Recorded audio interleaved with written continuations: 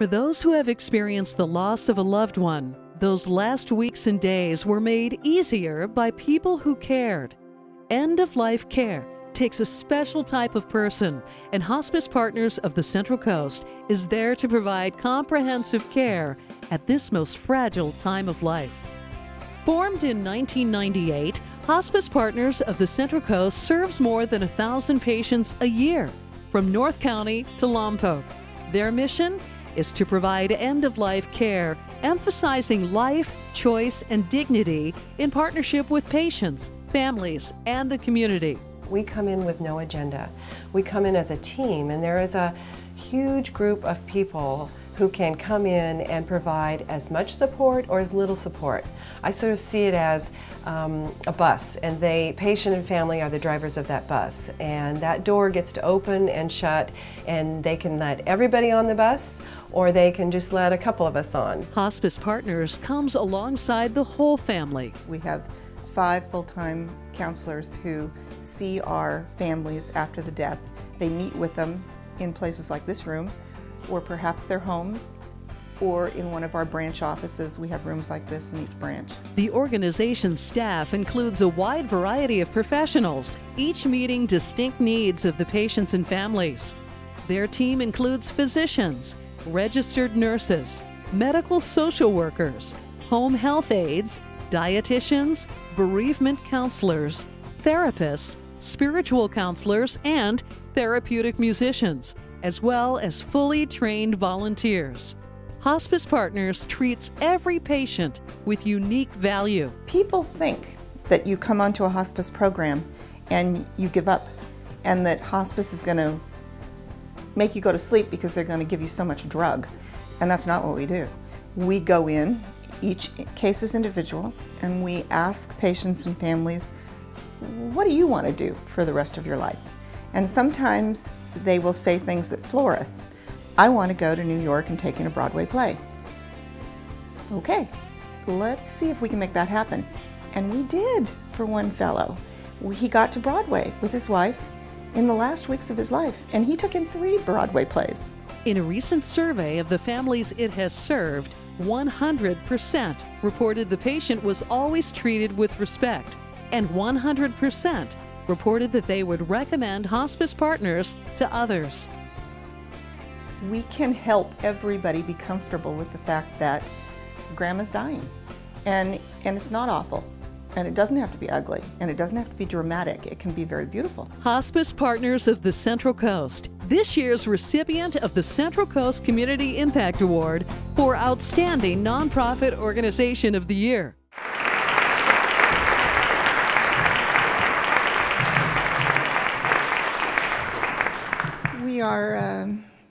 We're very overwhelmed and thankful. On behalf of the staff and volunteers at Hospice Partners, I gratefully accept this honor, and thank you very much. You know, we had to wonder, well, okay, what makes an organization outstanding? Well, it's certainly not one individual. So I want to introduce just briefly a few of the 200 plus people who are responsible for making Hospice Partners what it is today.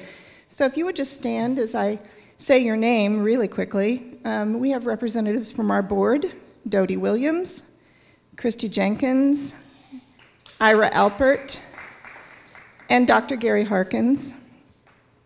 We have the CEO of Wilshire Health and Community Services, our corporate company, Tricia Ritchie. Our medical director is here, Dr. David Palchek. We have 2 clinical supervisors here, Barbara Evanish and Wendy Knight. Our assistant administrator, Megan Prendeville. Our business development VP, Mark Wilson, and our capital campaign manager, Yvonne Gresser, is here too. We also have important agency supporters, Marcia Alpert, Marie Palchek, Muriel Harkins, Bob Williams, and Jim Jenkins, and I'm glad they were here to help to accept this honor today. We have 3 characteristics. I think that, thank you all.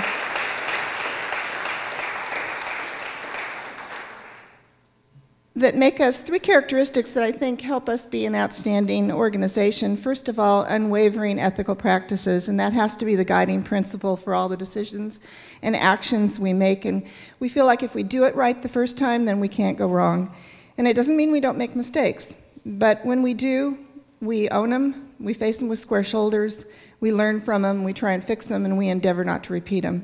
The second thing is homogenous values.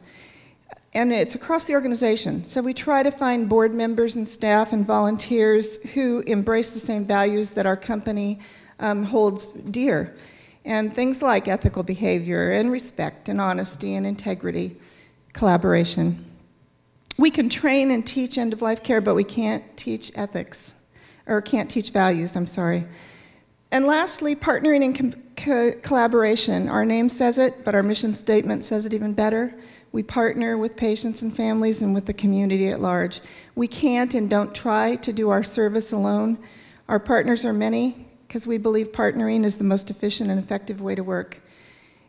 When we identify an unmet need that falls within the scope of our mission, we can create a solution faster and better through partnering. And I have to take this opportunity to tell you about our most recent partnering endeavor. Mission View Health Center and Hospice Partners have joined up to create a hospice inpatient unit.